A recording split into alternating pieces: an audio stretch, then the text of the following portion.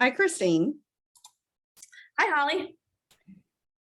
So Christine Gayron owns GdB Geospatial, a commercial land surveying business in New York with 70 people on her team. So Christine, I know you have great results in retaining employees. In your organization, you said that you found building a culture of transparency has really helped you retain people. Can you just give me an example or explain to me a little bit more about how transparency works in your organization and what you've done to cultivate that?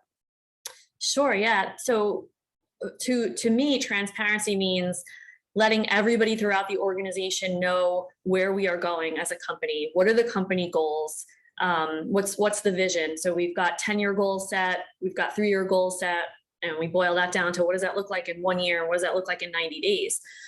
So we communicate this throughout the organization so that everybody can be on the same page with where the company is going. And then we kind of couple that with, well, we hire people who are top performers and want to grow. So the only way to give people those opportunities is to grow and to show how we're going to grow. So I feel like people need to see that how that growth is going to happen. It's one thing to say it, but if you lay out the plan to them, then they feel like they can see it and they're a part of the team. So it's about communication. We do quarterly state of the company meetings where I go over all those different goals, the longer term goals and the shorter term goals.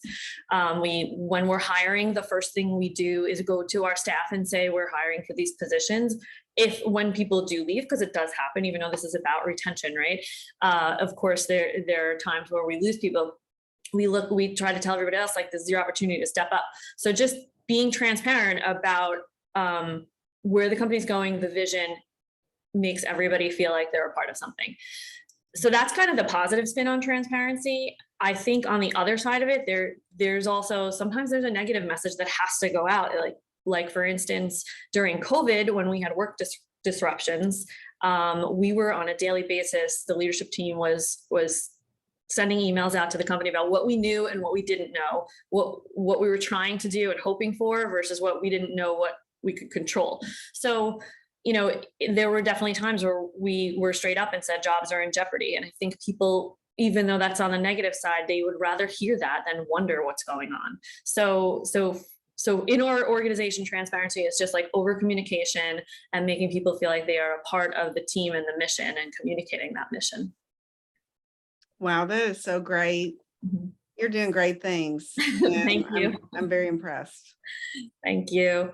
Yeah, it's not that hard if you just take the time to lay out those goals, and people really appreciate. Once you start hearing, like, I'm really glad that you sent us those emails, and I know people at other companies that had no idea what was going on, and we know what's going on. Like, that's the kind of stuff that like motivates me. Like, oh, it's that easy to just tell them what's going on. Great. Awesome. Well, thank you so much, Christine. You're welcome. Thank you for having me.